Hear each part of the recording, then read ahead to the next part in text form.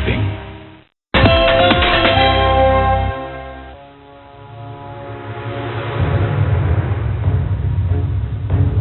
Berbagai manuver politik pun kian gencar dilancarkan. Tak hanya oleh partai politik atau parpol yang punya calon presiden sendiri, tapi juga oleh parpol-parpol yang tidak menjagokan kadernya dalam bursa capres.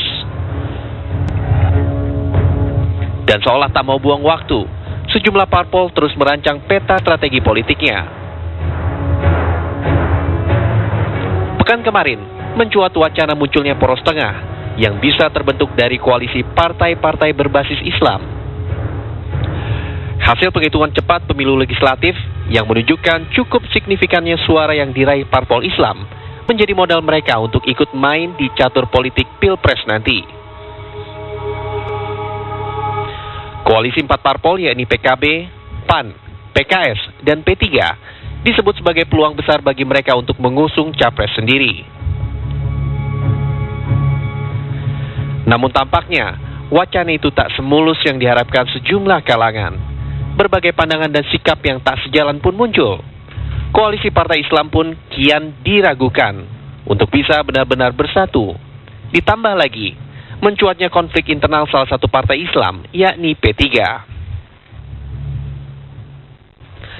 Meski koalisi partai Islam diragukan, tapi rupanya tak mematikan keinginan sejumlah tokoh partai Islam untuk tetap membentuk poros tengah. Mereka masih mencoba membangun komunikasi untuk menghadirkan poros tengah jilid 2. Belum lama ini, muncul wacana pembentukan poros Indonesia Raya yang dimotori Ketua Majelis Pertimbangan PAN, Amin Rais. Seperti sebelumnya, berbagai pandangan miring pun bergulir, mulai dari tudingan upaya manuver politik untuk mendukung salah satu calon presiden yang sudah ada, hingga untuk meningkatkan posisi tawar jatah kursi menteri. Namun, sangkaan-sangkaan itu tak menyurutkan niat sejumlah tokoh parpol Islam untuk tetap melahirkan poros tengah jilid 2. Iya baik, kita lanjutkan. Nah, langsung saya ingin tanya nih ya, tapi sebelumnya malam-malam dulu Bapak-Bapak. Assalamualaikum warahmatullahi wabarakatuh. Nah, Mas Derajat, tadi ada pertanyaan sejumlah pihak pertanyakan poros tengah. Dari Kamis 17 April sebenarnya menarik karena banyak yang punya masukan. Tapi kalau untuk PAN sendiri tiba-tiba keluar dengan inisiatif Indonesia Raya ini, bisa dijelaskan nggak sih Mas Derajat? Jadi begini, setelah selesai pileg itu beberapa pimpinan ormas Islam itu saling mengontak dengan pimpinan-pimpinan parpol. Oke. Ya. Misalkan saya sendiri dari Mas Din ya, kemudian beberapa kiai ya. Jadi mereka menyampaikan harapan ini ada momentum karena partai-partai Islam maupun berbasis Islam tadinya dianggap akan ambles, bahkan P3 dan PAN itu dikatakan tidak akan lolos threshold 2 hari menjelang pileg. PKS juga kata Mas Hidayat begitu. Nah, ternyata kita malah bertambah gitu ya suaranya. Nah, jadi ada momentum, ada kepercayaan masyarakat yang justru bertambah. Dan kalau ditransformasikan ke kursi minimal 30% bisa-bisa sepertiga. Nah, ini merupakan satu modal politik yang sangat besar. Nah, para kiai, para ulama ya, pimpinan ormas Islam ini mengharapkan kumpul-kumpul dulu lah kalau bisa kita coba apakah mungkin partai-partai yang berbasis Islam ini bersama-sama. Nah, Pak Amin tentu saja juga banyak dikontak ya, dan beliau mempunyai pandangan bahwa Indonesia ini sangat majemuk.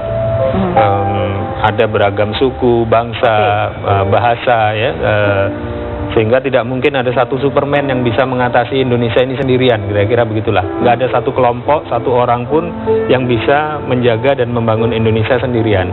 Nah, ini kita siapa tahu kita bisa membuat sajadah panjang ya, dari beragam stakeholders di Indonesia.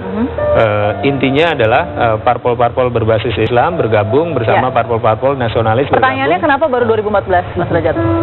Karena pada saat sebelum pileg itu partai-partai berbasis Islam betul-betul dianggap ambles sama sekali. Ya. Lalu kalau dianggap ambles tidak ada Jadi gerakan kalau sendiri gitu? dianggap ambles, kalau misalkan katakanlah survei itu benar kan nggak ada suaranya, nggak lolos parlemen mau ngomong apa, ya kan? Nah, jadi setelah tanggal 9 itu peta berubah drastis. Nah, dengan peta yang berubah drastis ini ya kita coba bersilaturahim, para senior berkumpul, kemudian juga para pimpinan parpol, para ketua umum saling komunikasi. Ya, kenapa tidak kita coba gitu ya? Jadi kenapa tidak dicoba meskipun baru sekarang gitu Mas Rajat? Ya karena memang momentumnya setelah 9 April. Kalau sebelum 9 April ngomong seperti ini, nggak ada keyakinan. Itu akan ditatawai, akan banyak pengamat, akan banyak pakar, bahkan mungkin TV One akan meledek begitu ya, seolah-olah ini omong kosong.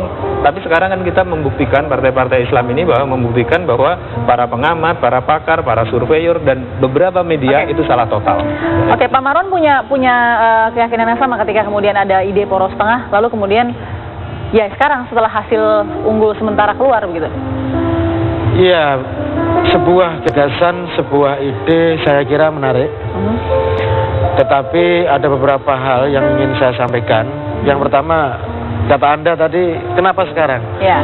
Kesannya mendadak, dan kalau mendadak itu boleh dikatakan sesaat juga kepentingannya. Itu yang pertama. Yang kedua, dalam konteks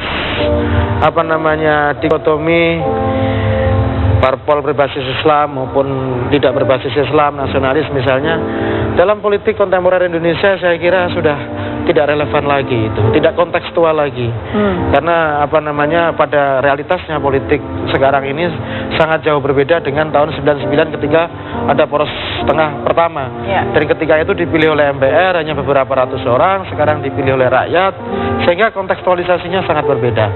Itu yang kedua. Dan yang ketiga, memang signifikan, kurang lebih ada 32%. Tetapi di sisi lain ada 68%. Ini kan meskipun di sana juga mayoritas umat Islam. Ini juga. Tapi memang dari pertama PKB tidak terlalu optimis. Saya tidak terlalu optimis memang dengan adanya ini, tetapi saya membalik-balik begitu ya pikiran saya. Ini jangan-jangan ada semacam disklausur di balik itu semua. Bahasa saya ini ada tendangan pisang, kemana ini arah ini, sehingga mendadak dimunculkan itu. Jadi dengan segala hormat kepada Mas Derajat, ini jangan-jangan ada tendangan pisang yang melengkung, yang diarahkan kemana ini barang ini akan ditendang gitu. Betul gitu ya, Mas Derajat ya? Tendangan pisang. Ya, tentu kita perlu bertanya pada para ulama dan sebagainya itu, karena harapannya memang mereka mengharapkan betul, dan saya juga karena kebetulan sering di masjid, di pengajian, itu harapan itu besar sekali, karena akan ada efek bola salju. Tapi namanya ikhtiar, kita coba. Soal nama Indonesia Raya itu Pak Amin terpikirkan karena lagu kebangsaan kita Indonesia Raya, sajadah panjang ya.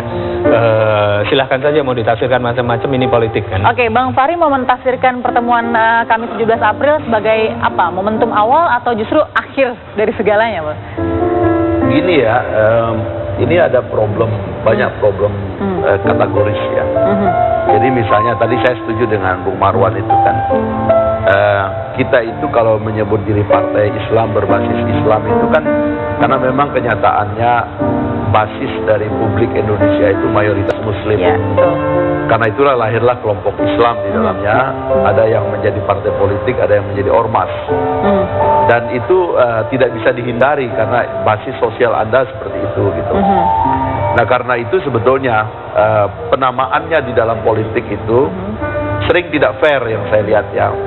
Pertama, kalau ada gugatan tentang partai politik berbasis Islam, kenapa tidak ada yang misalnya membuat kategorisasi lain, partai politik sekuler misalnya? Ada yang berani nggak ngomong begitu gitu?